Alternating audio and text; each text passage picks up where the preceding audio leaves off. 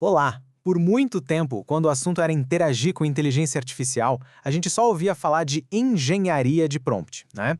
Mas olha, isso é só a pontinha do iceberg. Hoje, a gente vai mergulhar fundo no que realmente importa, no campo que está de fato definindo as interações inteligentes do futuro: a engenharia de contexto. E para começar, nada melhor do que essa citação do Andrei Karpov, uma das mentes mais brilhantes da área. Ele captura a essência de tudo. A ideia não é só dar uma ordem, sabe? É mais como preparar o terreno. É montar o cenário perfeito para que a IA possa pensar e agir com uma precisão cirúrgica. Então, tá. Qual a diferença na prática? Vamos lá. A engenharia de prompt é a instrução direta, é a faísca inicial. Já a engenharia de contexto, essa é o ecossistema inteiro em volta.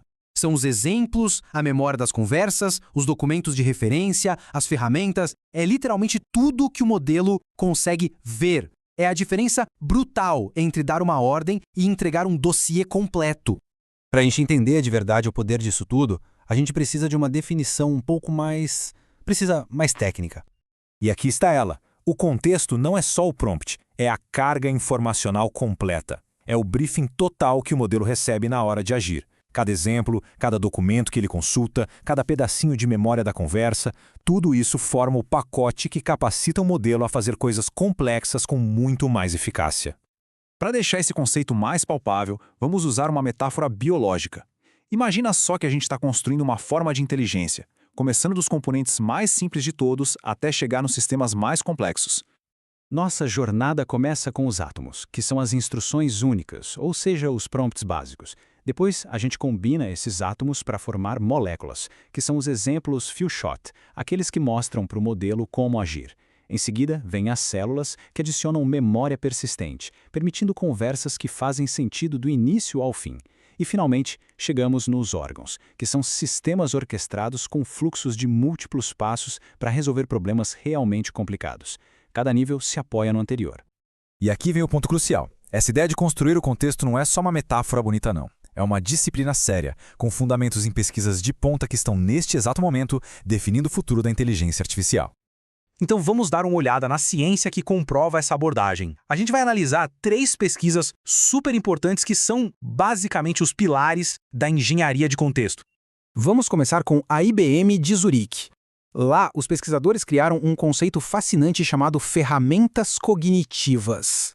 A sacada aqui é que, em vez de dar um prompt gigante e complexo, a gente pode dar ao modelo ferramentas. E essas ferramentas são, na verdade, modelos de prompt estruturados para cada etapa específica do raciocínio. Pensa assim, é como dar a um carpinteiro um martelo, uma serra e uma fita métrica, em vez de só dizer constrói uma casa. E por que isso é tão poderoso? Primeiro, a IA pode quebrar problemas enormes em pedaços menores e mais fáceis de resolver. Segundo, o processo de pensamento dela fica transparente, algo que a gente pode auditar e entender. E o mais incrível, isso desbloqueia habilidades de raciocínio que já existem no modelo, sem precisar de um retreinamento que custa uma fortuna.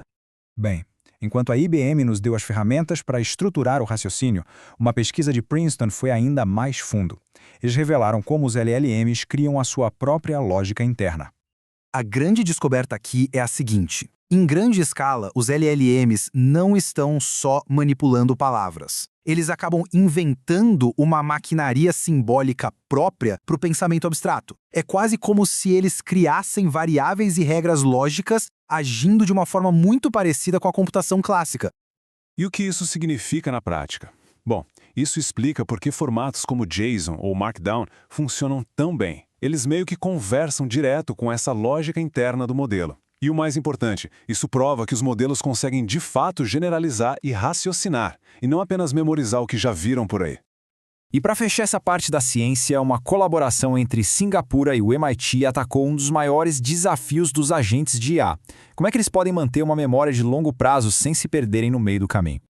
A sacada do projeto Men1 é simplesmente genial. Em vez de só aumentar memória sem parar, o que aconteceria se o agente aprendesse a raciocinar sobre o que é importante e, a partir daí, consolidasse suas próprias memórias? A chave não é acumular informação, é refinar.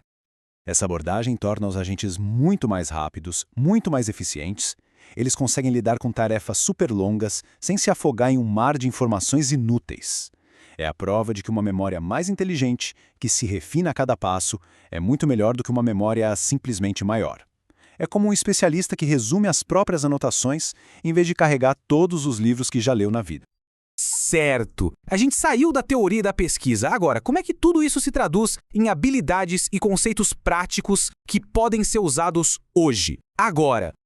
É aqui que a teoria vira ferramenta de verdade. Vamos pegar a recuperação aumentada, o famoso RAG. Em vez da IA responder só com o que ela sabe de cabeça, ela vai consultar fontes externas em tempo real, tipo uma base de dados ou a internet. O resultado? Respostas baseadas em fatos, sem alucinações. Outro exemplo é o fluxo de controle, onde a gente divide uma tarefa complexa em uma série de passos lógicos, como um fluxograma. Isso permite resolver problemas gigantescos com uma sequência de comandos bem simples e controlados. E para a gente fechar, vamos olhar para o futuro. Se tudo isso que a gente viu já é o presente, quais são as ideias mais avançadas, mais malucas até, que estão moldando o amanhã? E aqui as coisas ficam realmente fascinantes. A gente está falando de conceitos como a teoria do campo neural, que trata o contexto não como um texto parado, estático, mas como um campo dinâmico de significado. Ou então a semântica quântica, que explora a ideia de que o significado pode depender do observador, existindo numa superposição de vários estados. São ideias que mudam fundamentalmente a nossa relação com a informação. E tudo isso nos deixa com uma pergunta final para a gente refletir. Ao dominar essa arte de construir e orquestrar o contexto, será que a gente está só melhorando o jeito de dar instruções? Ou será que estamos começando a projetar o próprio ambiente informacional onde o pensamento artificial acontece? É uma fronteira realmente nova e muito, muito empolgante.